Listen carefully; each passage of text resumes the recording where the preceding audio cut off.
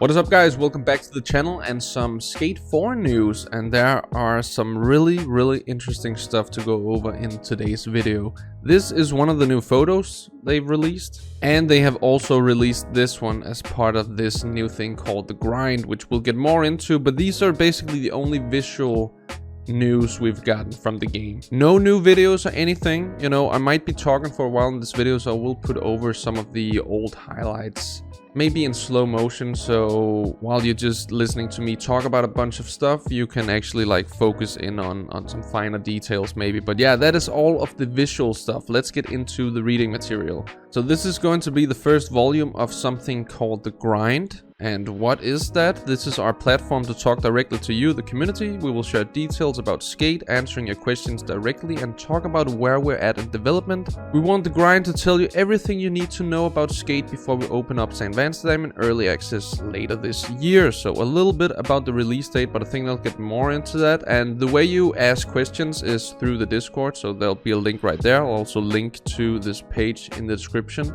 But they're saying here that they don't want us to hold back on questions that you really want answers to, and I'm kind of afraid that one of the answers in this volume of the grind will just produce more questions. So let's get volume 1 of the grind rolling, as they say. Then we see the picture that I've already showed you guys, like a nose blunt slide or across a mega rail, some Grim Reaper in the background. But then we get into what's happening with the Skate Insider playtest, and you can pause and read that, but you know, they've done some updates, fixed some bugs, and they're also trying to expand the number of players in these playtests to just test the servers and stuff like that, I think. And then we see the other picture I already showed you guys, and that, as I said, is the only visual things we have in this little news update. But I think this is kind of fun. We asked our data team to share some of the things you've all been doing in the playtest. Check out some of the highlights of your accomplishments in St. Amsterdam. More than 16 million kickflips in a playtest. And I know it includes varial and nollie kickflips, but still, that's a lot of kickflips. More than 4.8 million 50-50s landed. Nothing but bolts. The longest grind so far is more than 200 meters and more than 6.5 million challenges completed. So I think those are interesting and very impressive numbers. There's some hype about the game. People are excited to play it, and I'm all for that. I'm totally on board of that train. But here it starts, guys. Now let's answer some of the questions you've asked us that needs answers. Is Skate still launching in 2025? Yes, we're still planning on launching in early access later this year. We have an ambitious vision for Skate, an ever-growing, ever-evolving skateboarding sandbox that expands over time with the feedback of the players living in St. Amsterdam. Our early access launch will only be day 1 of that experience, a starting point from which new features, improvements, and content will be added over time.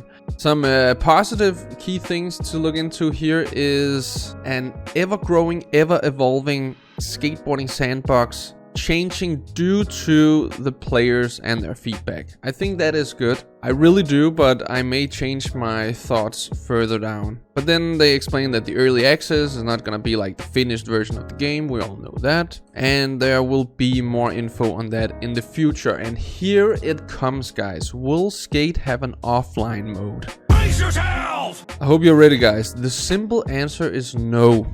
The game and city are designed to be a living, breathing, massively multiplayer skateboarding sandbox that is always online and always evolving. I don't really mind the always evolving part. You'll see bigger things evolve, like changes to the city over time, as well as smaller things like live events and other in-game activities. In order to deliver on our vision of skateboarding world, the game will always require a live connection. That is probably not much of a surprise if you've been in our playtest. And also not much of a surprise thinking about the state of video games nowadays, especially from big publishers like EA.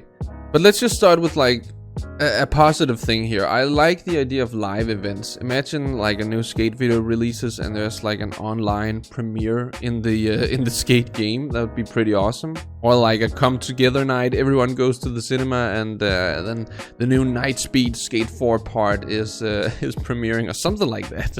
That would be awesome. I'm just thinking kind of selfish here, but yeah, we should probably dive into it. I just have a really hard time kind of doing that. But they say here the simple answer is no. There won't be an offline mode.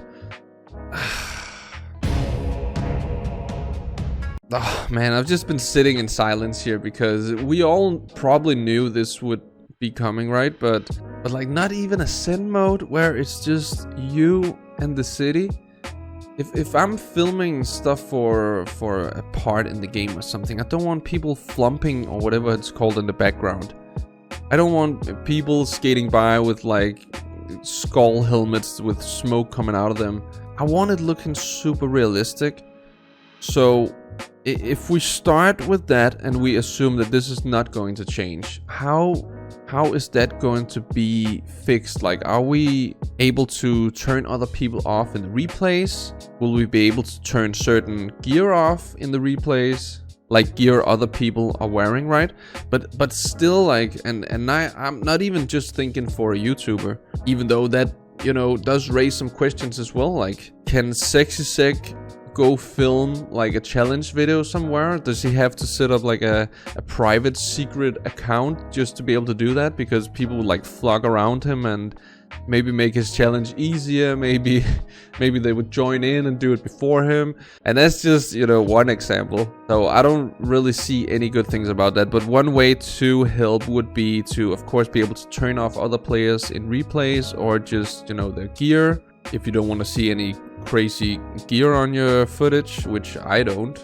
And that's not to say that people aren't supposed to, you know, play the way they want. I think that is the beauty of this game, but no offline mode?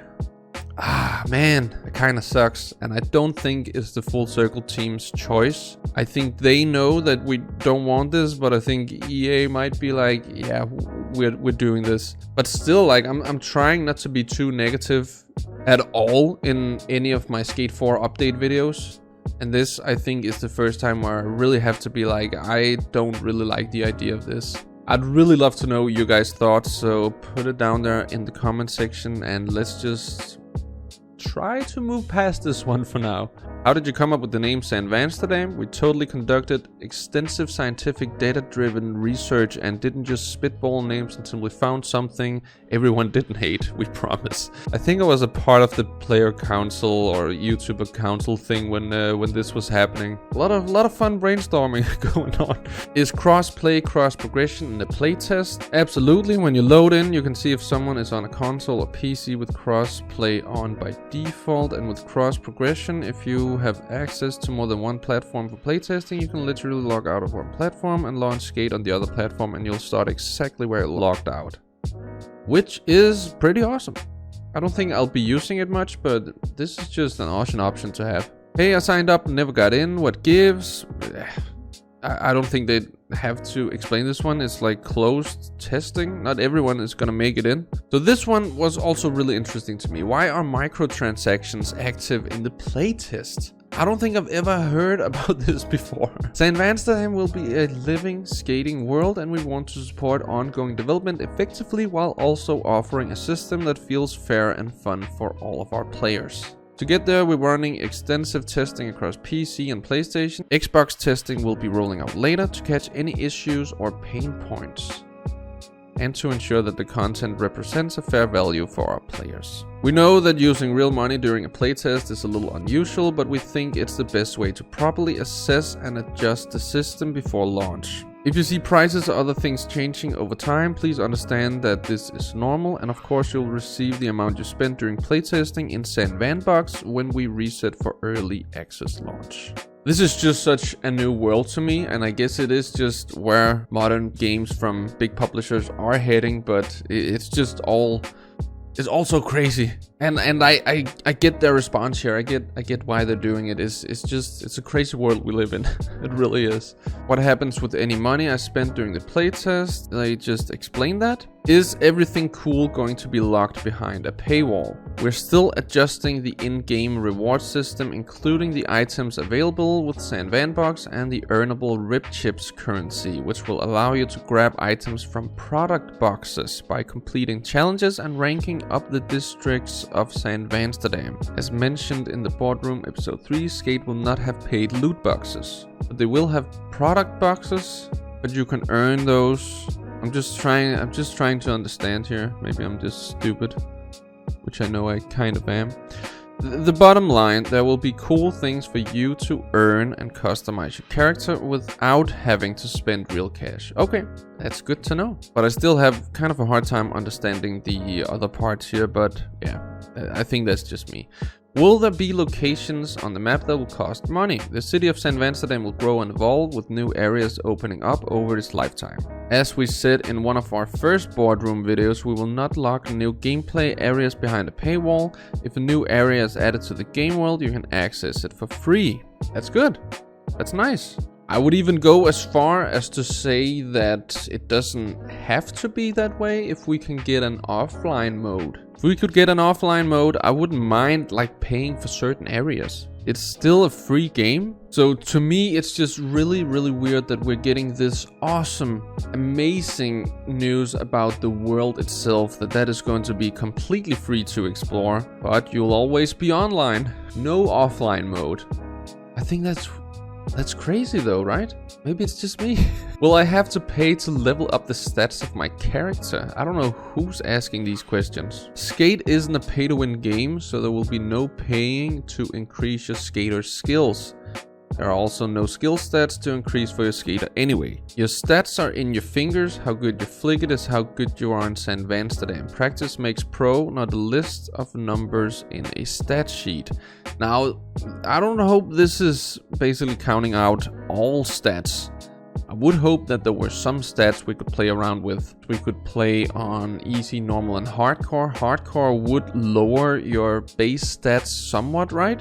I would like some stats of like low pop height, high pop height, or somewhere in between. Maybe a gravity slider, but that's okay if it feels good from the get-go. And also some sliders of like grind magnetization, like in Skate 3 we would always play on hardcore to not get pulled that much into grinds. And I'm hoping that's still going to be an option. But thanks for joining us for the first volume of The Grind. We hope you enjoyed hearing a bit from us and having us answer your questions directly. So they'll be doing more. You can ask the questions in the Discord. And then they say, see you in Sandvansterdam, the skate team. So yeah, those are the news. I think I've said what I've been thinking and feeling about this The Grind Volume 1 thing. So I'd just like to know your comments, so put them down there underneath the video, and then I'll just be seeing you in the very next video here in the channel. Until then, have it good, peace out.